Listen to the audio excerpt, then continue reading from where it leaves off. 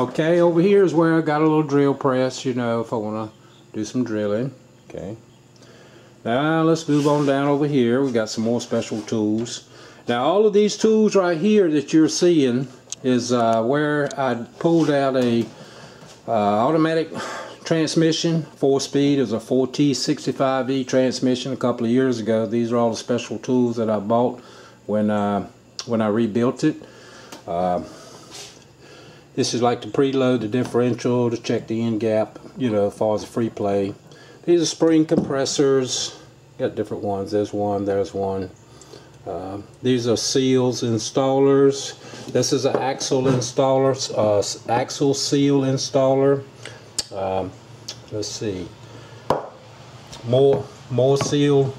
Putting Teflon rings on where you can expand them and then contract them and then resize them. So all these tools are in here. No need to take all these things out. I just wanted to show you the kind of stuff I got here. More stuff there. Okay, the bearings. So I replaced the bearings in the transmission. So to do that, there's two size different pullers for that. So you take these, whichever one you need for the size bearing you got, hook it up to your slide hammer, and you pull the bearing out. And then when you get ready to install it, then you get your adapter, put it in. There's your big old handle. Take your hammer, drive them in. More things here, like for checking the end gap on certain things in the transmission. Also, to be able to support the transmission onto an engine stand, so I designed and built this this here bracket for it. Basically just a piece of flat welded to a piece of tubing. Okay, and then this here long piece right here is welded up to this piece of tubing. So this is kind of, turn it around, you can kind of see what it looks like. Okay, so that bolts up to the transmission, and the when you bolt it up to the transmission, then also this here will get bolted up to the engine stand. Let me get it out of the light here. Let's see it a little better. So basically that bracket I bolted up to the engine stand, and then I'll work on the transmission there, and I can turn it around, swivel it, and do all that kind of stuff. Oh, while I'm right here, got to mention it before I forget it. Here's the, let me get them out of the light so you can see it a little better. Here's a floor jack, 3.5 ton. Okay. All right, let's move on down over here. Oh, by the way, this is a cool tool right here. Works really good. The thing is about, you know, it's all plastic pretty much. I mean, it's got a metal threaded rod here. But what it does is it holds the whole entire drum assemblies together, and then while you're holding it vertically, you just lower the whole thing down. And what it does is you put this inside the drum assemblies, tighten it up, and it'll hold all that assembly together where you can just drop it in. So that worked pretty good. Okay, over here we got a little bench grinder, got a stone over here, got a wire brush over there. Okay, moving down across the top, there's a vise. Over here, when I'm doing woodworking or doing some construction work in wood, whatever, then I got a compound miter saw, 12-inch. Over here, usually what I do is I work out of the cases here for the it's got wrenches, it's got sockets, ratchets. You probably see me had this thing open. I got another one. Then over here, I got an 18-volt cordless drill. Then over here, when I start doing some woodworking, working on remodeling, whatever, and I got four of them. This is pneumatic nailers. Okay, got a compressor in there for that. Okay, when I'm pulling out axles, also have a slide hammer, which I can use. Let me show you that.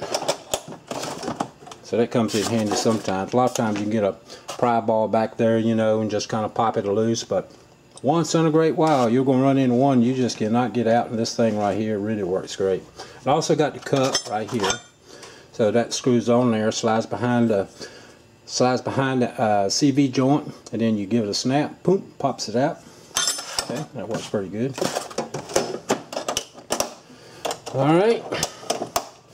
Alright, let's see. Let's start on down here. Let's go to the second shelf. Down here is just kind of a catch-all, you know, chemicals. Got some chemicals back in there, cleaning carbon. Over here is it's got some oil here for vacuum pumps. It's got distilled water, kind of got a little extra here because I was doing 2 coolant flushes and all, and then I had a little bit left over. Antifreeze, oil, you know, kind of chemicals, silicone spray, brake clean, contact cleaner. Here's a little siphon if you want to siphon out the gas out of a tank. Right in here, got a bunch of C-clamps when you know, building cabinets and everything, keeping everything square. So got all kinds of different size clamps in there to hold everything till it gets glued and all. Got some gas tanks back here. That's for my power tools like the chainsaw, which is right here.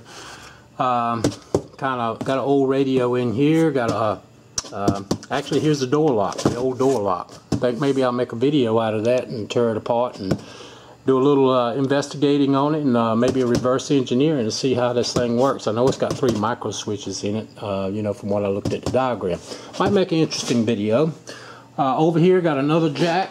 This is a floor jack, which is used for transmission. This is a transmission jack. Kind of modified it somewhat. Put a piece of plywood on here. This is what I used to get the GM transmission I was talking about a couple of years ago. I put this underneath to pull it out.